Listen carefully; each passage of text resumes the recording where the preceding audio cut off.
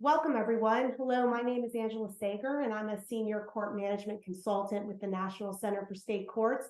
I'm pleased to welcome you to today's webinar. Today, we're going to be having a conversation about exploring a less restrictive alternative to guardianship, and our focus is going to be on supported decision-making. We have over 300 people registered for this webinar, so thank you for your interest and for joining to hear about this important topic. From the National Center for State Courts, along with myself, we have Dr. Diane Robinson, who's a Principal Court Research Associate who leads our work on guardianship and elders in the courts, as well as many other areas supporting courts. She will also be on monitoring our Q&A. And a thank you to Connor Geiger, who is with us, who's part of our NCSC team, and he's our project associate who's going to be working behind the scenes to help support today's webinar. We are thrilled to have two special guests with us who are subject matter experts around the topic of supported decision making. We plan to cover some information around what supported decision making is, provide a few practical examples of how it can be utilized, and address some commonly asked questions regarding supported decision making. We also have a wonderful opportunity to hear from a person with supported decision-making lived experience. And before we get started, I want to go over a few logistics with you. We are recording today's webinar, and in a few days, this recording is going to be available on the NCSC website. You are going to be muted, but you can communicate with us and ask questions through the Q&A feature. We'll be able to share information with you through the chat feature, but you cannot communicate back with us. It's a one-way transmission. So if you have a comment or you have a question, please feel free to go ahead and add it into the Q&A. We only have about an hour today, so if we don't get to your question, please put it in the Q&A and we'll get back to you just as soon as we can after the event is over. I also want to share with you, and I'm going to ask Connor to put it into the chat, some information regarding a link for Finding the Right Fit, which is a decision-making supported for guardianship. It's an online training done by NCSC, and it's a tool to support someone who needs help making decisions and managing life. It's a free online course, so please, if you're interested, take some time to review the resource. It offers information on how to support friends and loved ones in making their own choices, legal options and advanced directives, and how to become a guardian and more. So please take a look at that if you get some time. Thank you, Connor, for adding that into the chat for everyone. So now I'd like to briefly introduce you to our two speakers today. First, we have with us the Director of Supported Decision Making at the Center for Public Representation, which is a national legal advocacy center committed to projects and advancing the rights of people with disabilities using legal strategies. She has dedicated her legal career to working on and with behalf of people with disabilities in matters involving guardianships and alternatives, community integration, and living life free from abuse and neglect. Please welcome Attorney Morgan Whitlatch. Hello, Morgan, welcome. Thank you. Absolutely. Thank you for being with us. We're also privileged to have with us Jonathan Gardner, and Mr. Gardner is a very proud member of the Massachusetts Developmental Disability Council, co-chair of the Massachusetts Supported Decision Making Coalition, and a fellow of the Doug Flutie Jr. Foundation for Autism. Jonathan has shared his supported decision making story with local, statewide, and national audiences, and we're so blessed that he's here with us today to share his story. And we are honored that he is here with us. So Jonathan, welcome to you. Thank you very much for taking time out of your schedule to talk with us and share your story. Jonathan is also with his mom, who's his supporter. Her name is Nancy. Nancy, welcome to both of you. Thank you for the kind introduction. Thank you. Absolutely, absolutely. So we're going to start off by Morgan and I having a conversation related to supported decision making. So Morgan, I'm going to first ask you if you could tell us a little bit about yourself and the work you do at the Center for Public Representation. Thank you so much for the kind introduction. So the Center for Public Representation has long worked to promote guardianship reform and access to meeting alternatives to guardianship, including supported decision making. We're a national leader in promoting supported decision making across the country through pilots, through training, through technical assistance and resource development. And we provide technical assistance support on supported decision making through the National Protection and Advocacy Network. And there's PNA in every state and territory. And we're a lead partner in the Center on Youth Voice, Youth Choice, which is a national resource center that supports state teams in promoting alternatives to guardianship for youth with intellectual or developmental disabilities. We've also provided technical assistance on projects to advance less restrictive options for people with psychiatric disabilities, as well as older adults. So that's some of the work that we do. Wonderful. Thanks for that, Morgan. So let's get into having a conversation about supported decision making. How is it different than guardianship? And can you give us a couple of practical examples about how it can be used? Well, let's first start with a really broad definition of what supported decision making is. As Jonathan and Nancy are going to talk about how it works, looks different for different people. It's a very individualized tool. But the Uniform Guardianship, Conservatorship, and Other Protective Proceedings Act from 2017 is a model law in this area, and it defines supported decision making as assistance from one or more persons of an individual's choosing in understanding the nature and consequences of potential personal and financial decisions, which enables the individual to make the decisions and then in communicating a decision once it's made if it's consistent with the individual's wishes. So that's a great legalized definition. But let's really talk about it practically. I think supported decision making starts from the idea that people with disabilities and older adults can make their own decisions with the support they choose and want, that they can use family, friends, professionals, and other people they trust to help understand the choices they face, ask questions, and get answers in ways they understand, and then communicate those decisions to others. It's really what we all do, regardless of whether or not we live with a disability or an older adult. We use it every day. None of us make decisions in a vacuum without the support or advice of people that we trust. And perhaps we give supported decision making a kind of special name when used for people with disabilities and older adults to remind ourselves that everybody should have the opportunity to engage in human decision making. And the accommodation that someone needs to be able to engage in that is going to be tailored and may look different for different people, but that doesn't mean that they shouldn't be able to have the opportunity to make their decisions themselves. It's different from guardianship because guardianship really means that a court has transferred a person's legal decision-making rights to another to exercise. They've made some determination of incapacity. And there can be times when that guardianship is necessary, but it is the heaviest tool in the toolbox of decisional supports because it's taking away someone's legal right to make decisions for themselves. And that's a big decision to make. Supported decision making, on the other hand, doesn't involve an adjudication of incapacity. It doesn't, it really, it's about a person being able to keep their rights and being able to exercise their rights with individualized supports from people that they choose. Great. Well, thank you for that introduction and providing us with some information on the distinction between guardianship and supported decision making. Do we need an agreement to have a supported decision maker? Talk with us a little bit about that. Is there an agreement that's necessary to do that? So a formal supported decision-making agreement isn't necessary or required to be used for supported decision-making. I think we hear more and more about supported decision-making agreements because we're seeing more and more states formally recognize supported decision-making agreements in their state laws, but it's not required to use. And I would use supported decision-making, and I would actually argue that most people use it informally. Like I work and advise people every day on alternatives to guardianship, including supported decision making. And people will say to me, oh, we've been using that all the time. We just haven't called it that. We haven't used that buzzword for supported decision making. So it can be really informal or it can be through a formal agreement. And the Uniform Guardianship Model Law actually recognizes that very piece of it in its comments. So no, an agreement isn't required. Now, it can be helpful. I'm a lawyer. Written paper can be helpful. It can help with enforceability. It can really make it clear to third parties, because supported decision making is so tailored and individualized, what it means for the person, who the supporters are.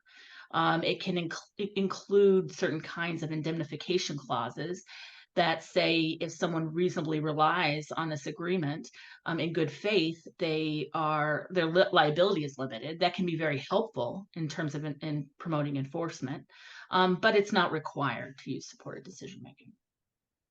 It's great information for us to have. Some states have actually passed laws specifically addressing supported decision making. And I'm just curious, do you need to have a law in place to utilize supported decision making?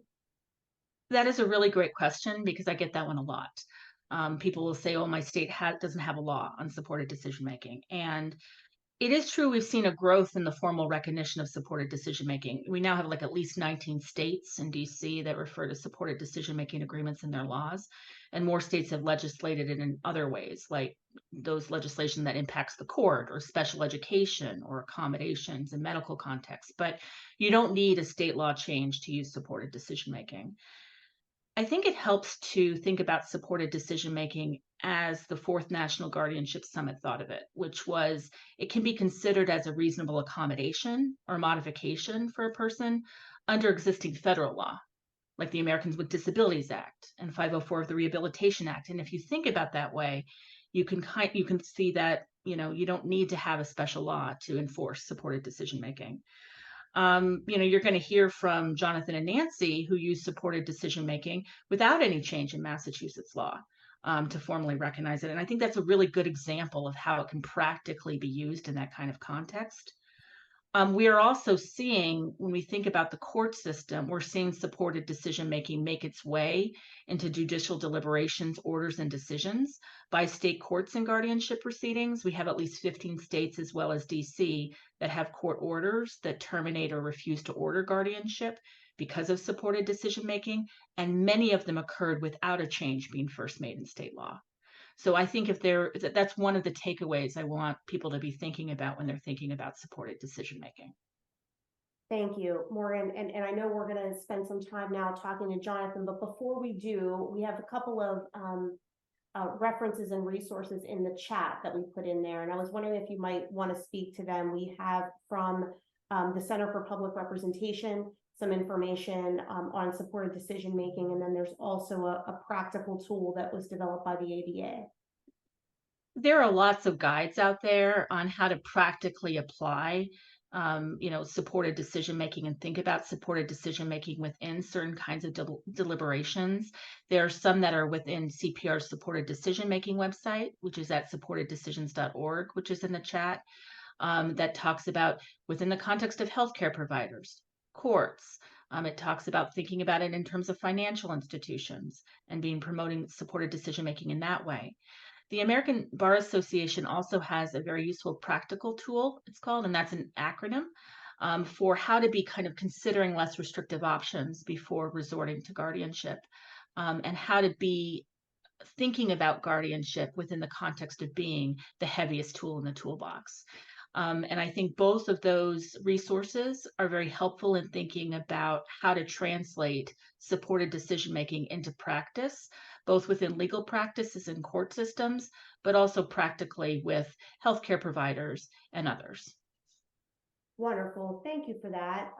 If you're ready, I think I'm going to turn things over to you and Jonathan and Nancy to have a conversation. So I'm going to turn over the interview to you, Morgan. Thank you so much. This is one of my favorite parts. So I'm really excited to be having this conversation. I always say, when people read my bio, I want to say, well, but I'm not the expert. It's people who actually use supported decision making, which I think we all use, but people with that lived experience of disability and using supported decision making that are the experts. So I'm really happy to be joined by Jonathan and Nancy today to have a conversation. We got a great introduction of you, Jonathan, and some of the work that you do. Do you have anything else you want to add, just as an initial piece? Well, I guess if I have to add something, since the age of 13, my vision has always been to help others in any way I can. I have different I have many different types of support and supporters that help me live my best life. I use something called supported decision making. Supported decision making is an alternative to guardianship, where the person, me, picks a group of people they trust to make decisions. I'm the decision maker in my life. I have used supported decision making in my fight against cancer, my mental health, and most aspects of my life today. Thank you. So, I understand that there were some discussions about getting guardianship for you. Is that true? Like, what happened? Yes. Oh, sorry, I had to clear my throat. But so when I was 16, my mom and I were told that I needed full guardianship. This didn't feel right for us. Oh, excuse me, I almost forgot something. The school told us that we may need full guardianship, and this didn't feel right for us. So after a little bit of research, we found something called supported decision making, and and then after a little bit more talking through, my mom went to a workshop over that, and then she brought my dad, and then they came to me with the information, and yeah, that's how it kind of came in. Anything you want to add to that? Yeah, I'll just add that. So when Jonathan was 16 and we were getting ready for his annual IEP meeting, I had questioned the school about guardianship options, and they they were aware that Jonathan was on medication and highly suggested that full guardianship was the way to go because he is on medication. And in their words, what was I going to do when he didn't want to take his medication anymore? And my answer was, well, I don't know what I would do, but we have a great communication. And, I don't really think that would be a problem. And I don't know. It didn't seem like that could be it. So that is when I did do some research and found some other information to really learn about. So, Jonathan, do you want to share some examples of decisions your supported decision-making team has helped you with? What kind of support do you get from them? How does that work? So it's basically let me think. So for how I make decisions with my supporters, I kind of like to think of it kind of like a business where I'm like the CEO, and my supporters are my employees or interns, if you will. But so they would come to me with ideas, and I would either say, all right, that works, or let's do something else, or I want to do this. And they would have to go along with it. And if it fails, then it's on me because I'm the person that went with the decision. Does that make sense? I think that's a really great way of describing it. I really do. So I know you've had to make some really difficult decisions in your life. Do you want to talk a little bit about how that worked? Yes. So to put this in suspective, I Why don't oh, we just chat about maybe how we first met your medical team and how we use supported decision making then? And then you can also tell about one of your really challenging times when you were sick. oh, okay. So let me think. How did I start this? So when I met my medical team for when I was starting to find out that I had cancer, it was, I want to say, it was just like a whirlwind of events, and since we always like to be prepared, we made a plan to go in, and if I needed to take some time, I would ask to leave the room and all that stuff. This sounds like a great plan, right? Except we've got one important detail. Got to tell the doctor about the plan, and and also about supported decision making. Uh, so, oh God, I feel bad for this man still to this day. But so we got there. We had a little bit of pushback because supported decision making is not law. It's not like all that stuff, and no one really knew what it was. And you could also imagine laws such as HIPAA as well could play a factor into all of this.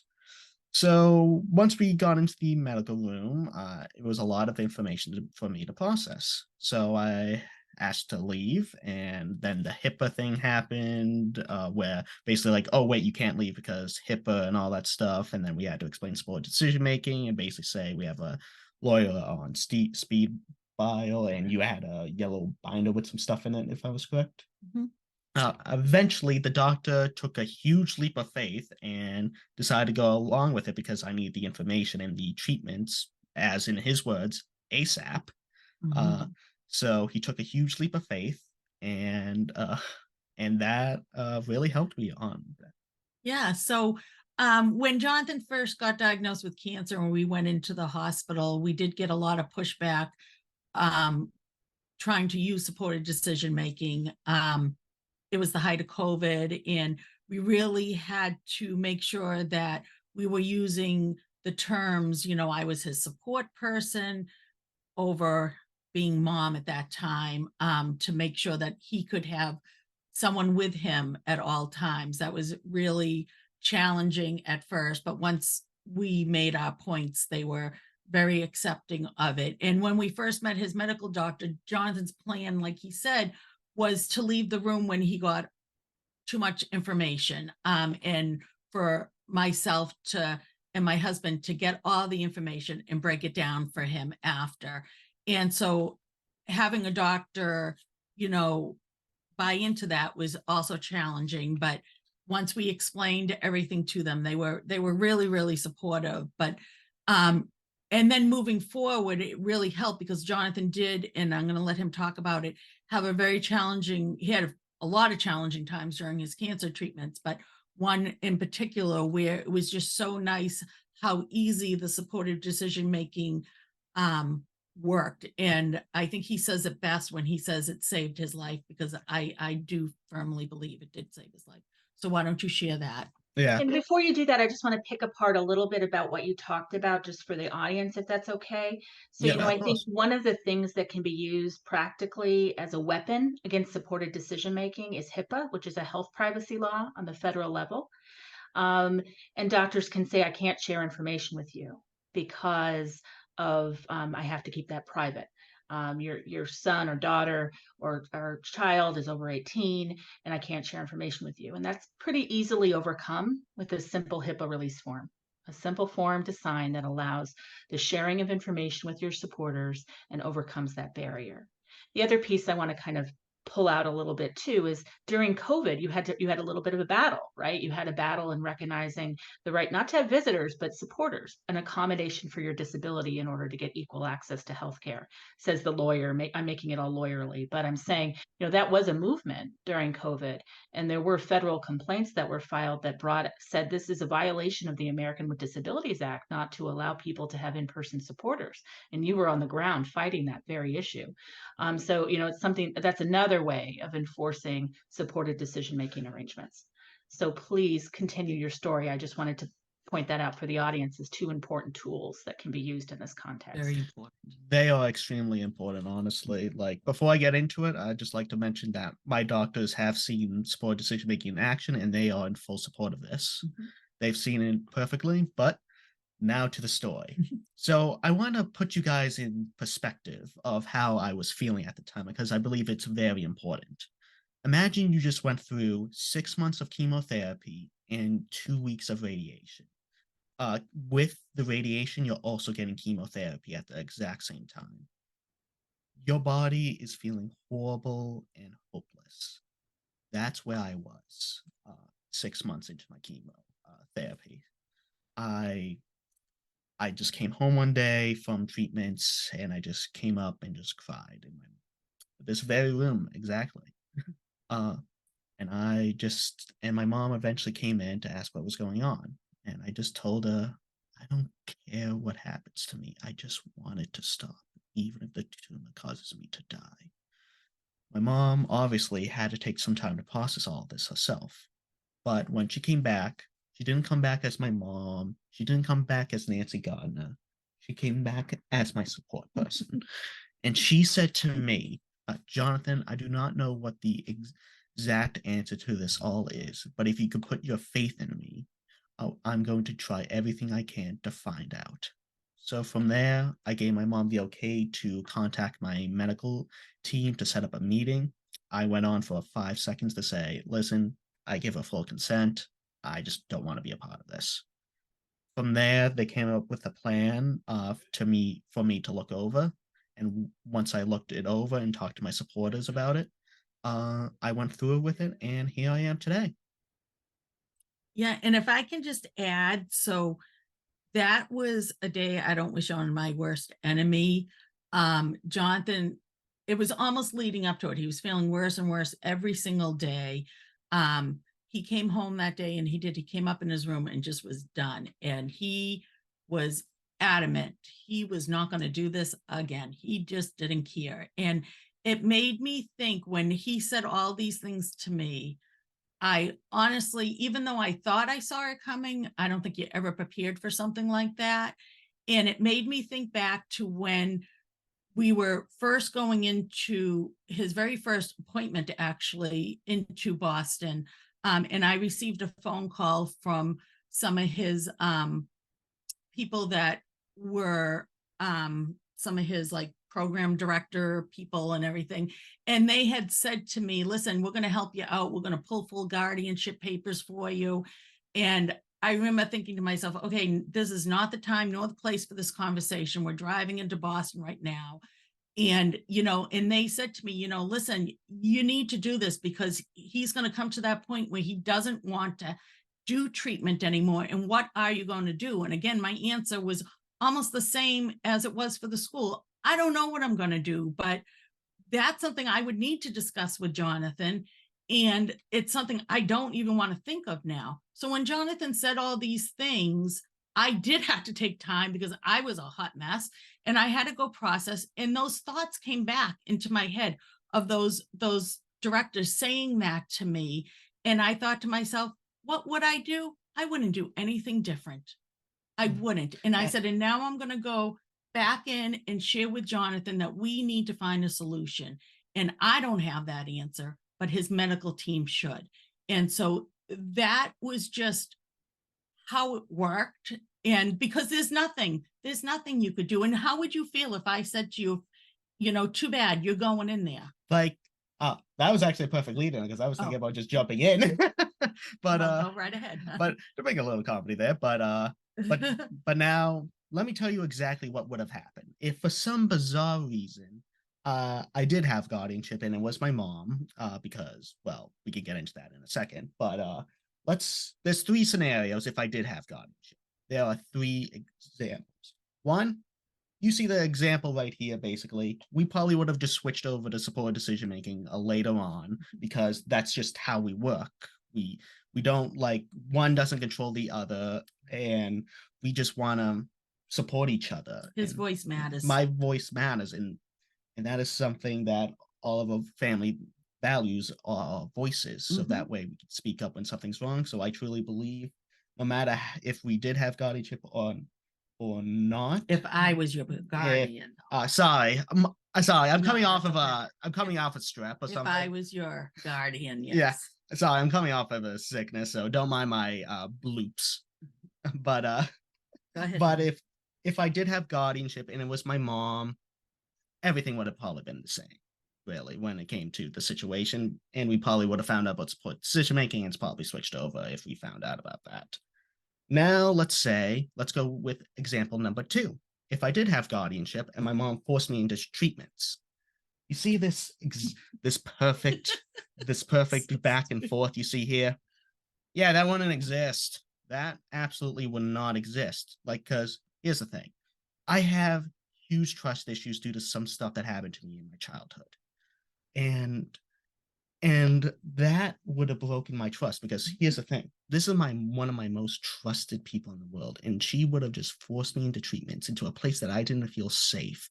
And not only felt safe, did it feel safe physically, but mentally, because I didn't feel well every single time I left. That would have broken me. Like, honestly, like, I love my doctors. I just want to make that clear. And everyone in MGA, it's just, yeah. Cancer sucks. But now for the most realistic possible third one, if I did have guardianship, my mom could possibly not even be my guardian.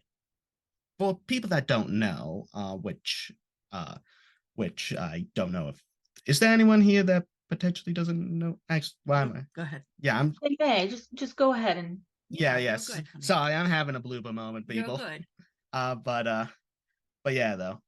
So, there's a high chance that my mom could not end up my guardian, and that guardian could just force me into treatment and cause me to be severely depressed, damaged, and not the person I am today.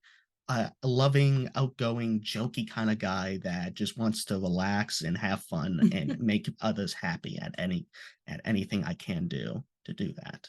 And you really need that trust. And I need that trust. You need that trust. Because here's the thing: if I don't trust, so why should I trust someone that, no offense to anyone that's a judge or a guardian, that doesn't know me as a human being? Why should I trust them with my life?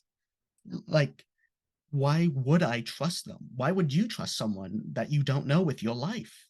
Like, it's something that you got to think about. I think And the good thing was that I was able to communicate with his medical team on an emergency Zoom meeting, and they were able to give me a couple of scenarios that, really saved his life, that mentally took care of his mental health at the time and physical health. So, thankfully he's doing great. one of the things I really love when you share that story is, one, it really talks about how you, Nancy, had to think about your role as not as a parent, but as a supporter, supporting someone who was facing a very hard decision. And that, I think that's one of the pieces to think about with supporters. It's supporters don't make the decision for the person. They support the person in making their own decisions and making sure that those decisions are informed decisions. This also kind of highlights what do you do in cases of disagreement with your supporter in those kinds of cases? And I think it's a very concrete way of kind of describing that in that journey. It also talks about, the power you have, Jonathan, in picking who your supporters are, and that you're not being overseen by a court. You're instead you're saying, who are those people that I really trust? Because that's a really important piece for you. Who knows you the best in this? And in thinking a little bit about this, we have about 7 more minutes for this part of our discussion. I wanted to, how do you decide and pick who your supporters would be? And I know that's changed over time, right? Too. How do you work through that? So first things first, like I said before, I had had some childhood trauma that wasn't caused by my mom, but I had some childhood trauma that led me to have some trust issues. To save time, that's all I'm gonna say on that. But when comes down to making choices for my supporters were just 3 people in the beginning. It was my mom, my dad, and my brother. Over time, it grew because I grew to trust certain people. I added my mentor at the time. I added my therapist, and I added my another mentor of mine that is also my wingman, and more people. Basically, I've added work colleagues to an extent, and I've added whoever I believe is trustworthy, to my opinion, that would be able to be, I guess, what's the word I'm looking for? Be willing to give me their opinions straight up and not try to do it for like self-interest gains or just want to be, they're just there for, I guess, not really my best interest, but give them their opinion so I can make the best decision for myself. And they understand that. Does that make sense? Yeah. So Jonathan has many supporters that help him make decisions in all aspects of his life. Just yesterday, actually, he reached out to one of his supporters he has a work support. He has 2 work supporters, actually. He reached out to one of them, had a question about a potential job thing he was thinking about. And they went over pros and cons of what, this would entail and who it was with, and just listened to her opinion about it. And he came up with the decision that he was going to pass on that particular job. And it was great the way that the support came, because he trusts this individual and he was able to make that decision Yeah. for himself, for his best life. Yeah, because even at the end of the day, if, say, for example, let's say I decided to decline that, that person would respect it and respect my opinion. If I either accepted or declined it because of X, Y, and Z, and if they had an opposite opinion, that's fine. Agree to disagree, but at the end of the day, it's still my life, and they respect that. That's what I really look for in supporters. And someone, even if he makes a decision, you know, we get asked a lot if he was to like make a decision that I disagreed on. Do you mind if I take this one? No, go right ahead. Let's say, for example, I make a decision that that my mom's not the biggest fan of. Let's say I want to buy a brand new big TV for some bizarre reason. So Or a I, new computer like you did. true, but ahead. you are actually a fan of that Yeah, idea. But go ahead. But we're going with the TV one. But so sorry. So let's say I go to my mom and say, hey, I want to buy this new TV. And my mom's like, I don't think that's a good idea. But I would say, well, I want to do it because I want to and I have the money for it. And my mom would say, all right. And from there, I would make the purchase. And if it didn't come out, let's say it wasn't what I wanted at the end of it, my mom would just support me through it, but it wouldn't be financial support. It would be mental support. Basically, like saying, well, you live and learn, basically. That would basically be the lesson. Yeah. I mean, I wouldn't give him his money back or Yeah. anything like Yeah. that. I would support him and say, you know, now when you let's look at the pros and cons of what happened when you made this purchase, and, you know, moving forward, how we're going to make future purchases. You know, how do you think will be best? And by those lived experiences, he's also learning what is good for him in his wallet in this case. What a great example. Mhm. So, you know, how many supporters do you have at like one time? Is there a fixed kind of number, or how do you deal with that? That was one of the Q&As we got. There's not like a fixed number, like of like a specific thing, but if you want, like, I guess if we have to name one specific thing, it would be for everything, which would be my mom and dad, since I trust them the most. But if we're talking like on like specific subjects, no, there's not like a fixed number on certain like roles, I guess. It's just like whoever seems best for it that I would normally would want to go for advice for. That's great. So, you know, we have about 2 minutes left, and I wanted to, if you had to have a takeaway for like judges, court personnel, and people who work with courts to know about supported decision making, what would it be? Like, what would you want to leave them with when they think about supported decision making? So supported decision making. I just want to make this clear because I hear this all the time. Supported decision making is not here to replace guardianship or take over guardianship. It's an accommodation. For example, let's say you go to a restaurant and there is only, let's say, burgers. Only burgers, no fries. Only burgers, and it's no patty or anything like that. Just the burger itself. You would be like, hey, I wish there was buns, lettuce, tomatoes, French fries on the side, and maybe some other stuff on the side. That's what it's called variety. And that's what I believe support decision making is. It just gives more options to the person. Instead of like clamming them down to that just one single patty, it's giving them other options such as let's say steak, let's say chicken, French fries, or whatever you're feeling that moment. But yeah, it's mostly, this is not about replacing something. It's about giving more options to people that need supported decision making. And isn't that really what we all want at the end of the day? More variety, more chances for people to succeed and flourish in things they can and can't do. Absolutely. Thank you so much. It's another tool in the toolbox, right? And it's about Basically. finding the right fit. Yep. And so I think that's really great. So I'm going to turn it back over to Angela. Thank you, Jonathan. Thank you, Nancy. I don't know that I'll ever think of it different than a menu of options, right? Yeah. Jonathan, thank you for that. And thank you for being with us. Please stick around because we have some Q&A that are coming in. So Morgan and I are going to continue on with a couple of other questions. And then if there are questions for Jonathan or Nancy, please feel free to throw them into the Q&A and we'll get to those as we can. But thank you both for sharing your story. Morgan, can you talk to us a little bit about supported decision making as it might reflect for older adults? We were talking a lot with Jonathan, and he's young. So what does it look like for the older adult population around supported decision making?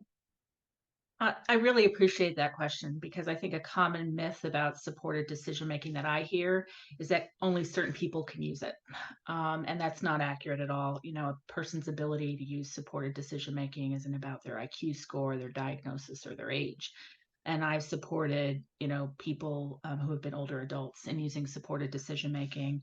I was involved in the first case in DC that terminated a guardianship in favor of for an older adult in favor of supported decision making. And while supported decision making for everybody looks different, you have different factors to consider, I think, with older adults.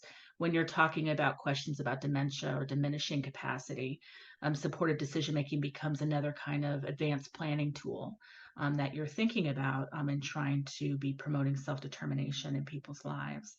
And I co-authored an article on supported decision making for older adults for the 4th National Guardianship Summit to try to talk through some of these pieces. And I think when we're talking about diminishing capacity, and we're talking about people whose support networks that are family, friends may be falling away, you're talking about some different factors to consider. So you need to be planning for a time in which the person's not perhaps able to communicate their decisions. So you're talking about incorporating supported decision making into powers of attorney documents as early as you can. You're talking about not thinking of dementia as automatically meaning someone doesn't have capacity to make decisions. Dementia is being diagnosed earlier and earlier. And there are many people who can knowingly and voluntarily enter into advanced planning documents when they have dementia, if they're properly given the right kind of legal counsel in doing so. It's about recognizing that the support networks might not be focused on quote unquote natural supports or family members. They might be depending more upon professionals. And so building in certain safeguards to ensure that conflicts of interest are addressed within supported decision-making arrangements. I think the other big thing to think about, when you're thinking about working with older adults is that, this is a recognition of how you talk about needing support is different for people who maybe have throughout their life not had their capacity questioned. And there's actually, I was just at a judicial conference in Pennsylvania that talked about a project that's being done at the Penn Memory Center around piloting supported decision making for adults who have Alzheimer's disease. And certain kinds of ways in which you're talking about supported decision making may also vary when you're doing this, but it is still an option that should be considered before appointing a guardian. I think it should be considered for everybody before appointing a guardian, just like you look at all the less restrictive tools or heavier tools before you resort to guardianship.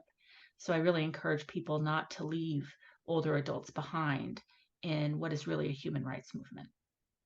So really it's a viable option regardless of age, right? Yes, it's a viable option regardless of age. Right. I'm going to turn to the Q&A real quick. We have one coming in, a question, Morgan, you might be able to help us with. How would you make the determination, and this is as a judge, that supported decision-making is the best option? So I'm just curious, do you have any thoughts around that? I think when you're thinking, and I'm going to speak to as someone who's never served as a judge, so that's my caveat. I'm going to speak to you as a kind of a practitioner who's been before a judge and thinking about how I have presented supported decision making as a viable and realistic and necessary alternative to guardianship before a court. I think it's about, you have to think about capacity as not a all or nothing type of concept. You have to recognize that people don't have to be able to, in order to avoid guardianship, you don't have to be able to make decisions without any form of support in a complete vacuum. You have to be willing to challenge medical evidence that would suggest that would be the standard by which you judge people's ability to make their own decisions. And so making a determination that supported decision making is the best option, you'd be thinking about, well, what's the evidence here that a person can't make decisions, even with support? And that's the model you should be using when you're thinking about people's capacity. The second piece you should be thinking about is court intervention really necessary here to address the needs of the person with respect to decision making? In 1999, there was a case called In re Peri in Pennsylvania that recognized the person didn't need guardianship because they had a circle of support around them that was meeting all their needs without using the word supported decision making. So I think those are kind of factors to be considering when you are in a judicial position. What else has been tried? And supported decision making should be considered as an option in all of those types of deliberations.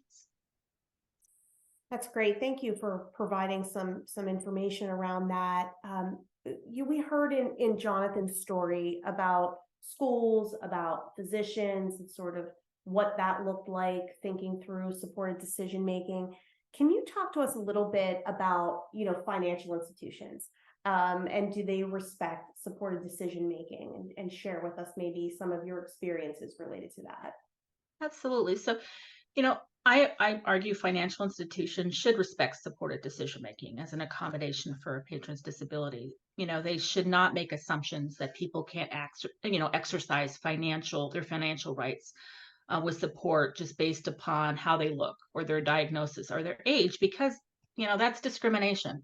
But that said, I know financial institutions there are not honoring more popular kinds of tools for decision-making support, like powers of attorney or financial release of information forms, or even guardianship orders. It's a highly regulated industry, very concerned about liability, and also, legitimately concerned about financial abuse of, for example, older adults. All that is to say, as an legal advocate in these situations, and from that perspective, that doesn't give financial institutions a pass in my mind.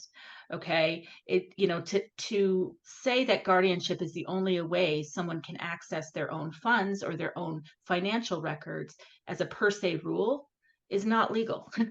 And it needs to be kind of really examined and critiqued by court systems in considering appointing a guardian, if that's the reason why a guardian is being sought. There needs to be other kinds of tools to challenge financial institutions if those determinations are being made inappropriately. And I have had situations, for example, in which I've represented somebody who the bank is saying you can't access your account without a guardian, and the sole reason is because the person calls for their balance too many times a day. Okay, in other words, it's for convenience. It's for trying to stop those calls from coming in. And that can't be a reason for removing someone's financial rights to make decisions, or making them have some third party be the only one who can access their account. That is discrimination under the ADA. So I really encourage people and courts and court personnel to understand that moving away from allowing those kinds of arguments to be the sole basis, and finding other ways to challenge financial institutions not honoring less restrictive tools, like supported decision making, like financial release of information forms, like powers of attorney. Great, thank you for that. I'm going to turn, Morgan, to the Q&A just to see if we want to address some of these. I see a question coming in that's asking, is there an outside review for supported decision making to be sure bad actions or things shouldn't be occurring? Is there any sort of review?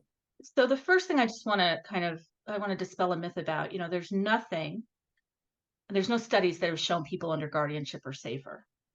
Okay, any legal tool can be misused by bad actors. I've heard of support. We've seen exposés on guardianship, for example, and certain guardianship abuses that occur. I've heard powers of attorney be called a license to steal.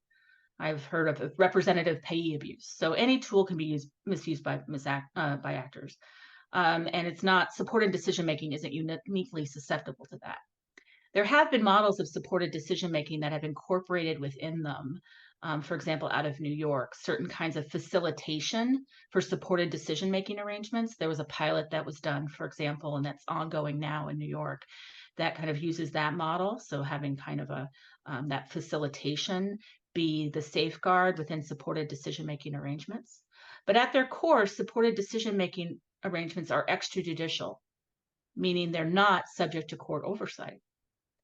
And I think that's actually a very important element of that. We don't want supported decision making to be something like guardianship light. It's supposed to be about someone having choice over their networks, choice to fire their supporters. And I think the real safeguard to supported decision making is trying to be promoting people to be more connected to their communities. Like Jonathan's story. Jonathan started out with a small number of supporters. And studies have shown when you have a small amount of supporters, you're actually not as safe as you are if you have more supporters who can serve as checks and balances for each other. So just as within a power of attorney, at least when I write powers of attorney, I incorporate safeguards to allow those kind of checks and balances out there. So too, supported decision-making arrangements can have those checks and balances without having some kind of external person monitoring them. Well, I would So think if your network of supports is large enough, right, it actually serves in that purpose of making. that's exactly it. Yeah. Right, that makes total sense. So here's a question that's coming in. You had said a couple of times to us that guardianship is the heaviest tool in the toolbox. So if you're at that place of guardianship, is there a way to sort of move backwards to supported decision making, even if there's been a determination for guardianship? And what's your advice on that? Well, first of all, supported decision making is frequently portrayed like in its purest form as an alternative to guardianship. But there's also supported decision making principles, meaning involving people in decision making that affect their own lives, even when they're under guardianship or conservatorship. It has been recognized as the best practice by the National Guardianship Association, by other studies. So really kind of challenging guardians to be doing that and not making decisions without involving the person is a best practice, I think, within guardianship. There, if someone has been, I've represented people in what I call restoration of rights cases or termination of guardianship cases to get the guardianship terminated in favor of supported decision making. So it is possible to do that. How do you do that? How do you take that kind of step back to it? Well, circumstances could have changed. The crisis that caused the guardianship, so the eviction notice, the healthcare crisis, the traumatic brain injury, could not be in the same position anymore, and the person may be able to use less restrictive supports and be able to meet their needs. So I think their capacity to make decisions may have grown over time. So capacity is not a static type of condition. What someone looks like when they turn 18 is very different than when they're 30. And that's true regardless of their diagnosis or their IQ. And so their capacities and skill set could also have grown, and they could have built capacity or regained capacity. So those are some of the ways that you can, back off from guardianship and get it terminated in favor of supported decision-making if you can effectively make those arguments to a court. Wonderful. And I see that we have more questions coming in the Q&A, but we're running close to the end of the time. And I do want to ask you this last question, Morgan, and it's a similar question to what you asked Jonathan, related to takeaways. And so curious if you might be able to share with our audience one or two takeaways. And I'm going to first ask you if this might be for someone who is considering being a supported decision maker, or if they're thinking about it for their loved one. What advice might you give? So the first advice is that, you're not the supported decision maker, you're the supporter. So the decision maker would be the person. You would be supporting them. And I applaud you for thinking about being a supporter and wanting to support them and make their own decisions. Good. To the family members out there, I just want to I hope I've disabused you of the idea that people under guardianship are automatically safer. They're not. There you have to realize the reality of court oversight and what that means. And the real way people are safer, and studies have shown this, is when they have more natural supports around them. So trying to promote, connections to services and communities. Those are really the principles of supported decision making in doing that. And so really think about it hard about how it works. It can look very different depending upon the needs of the person. And I've talked to many families who say it was the right choice for them. There are resources out there for you. And I encourage you to visit supporteddecisions.org to find some of those resources that are geared towards family members. It has videos and other kinds of ones that tell you concrete stories about how it has worked for families. So that's how I would answer that. If I guess for the person, if you're thinking about supported decision making, good for you. I think it's also good not to be thinking you need someone else to make your decisions automatically, that you can be engaged in your decision making. And unfortunately, not everybody has been, raised and grown up with that kind of empowerment or those feelings of empowerment. I really would encourage you, talk to peers. Go to a self-advocacy organization, talk to peers who are in those situations. If you're a person with a developmental disability, go to a self-advocacy organization and learn from others. If you are an older adult who's just got diagnosed with dementia, go to a support group and figure out how other people and peers and with lived experience have dealt with these kinds of really hard issues and thinking about what's right for you. That's wonderful. And so what about a takeaway for courts and court staff? I know that you realize that a large portion of our audience may likely be judges or court staff. So what takeaway might you leave for them? That supported decision making is legal in your state, regardless of whether or not it's in your state statutes. Okay. That there have been series of case laws that have cases that have been either terminated or refused to order guardianship in favor of supported decision making without any change in state law. There was a 2015 law review article that was done specifically on focusing on termination of guardianships and a study of this. And it found that as early as 1891, state courts in the US have hinted at the unnamed concept of supported decision making as an alternative to guardianship. So think about that for a minute. You don't need to have a change in state law to do this, and recognize it as an alternative to guardianship that may work for people. Really, push back against the idea that medical professionals can make this be a kind of all or nothing concept of capacity, and recognize that it's much more nuanced, and that, guardianship may not be needed to address a person's needs. That's wonderful. Morgan, I think we're running close to the end of our time together, and I know we have some additional questions. Perhaps we can answer them in writing or make sure that we can get that back to the audience for sure. I'd like to thank our panelists today. Morgan, thank you so much for sharing your time, your expertise with us on this subject, and providing us with some valuable resources and a lot to think about. Of course, Jonathan, Nancy, a huge thank you to both of you for being with us and sharing your story and talking to us about the important work you're also doing related to supported decision making. You said in your interview, you said, "My voice matters." And I think that's the quote that I'm going to hold on to most. And I think others in our audience may feel the same way. Thank you for helping us continue to spread awareness about least restrictive options to guardianship and using supported decision making.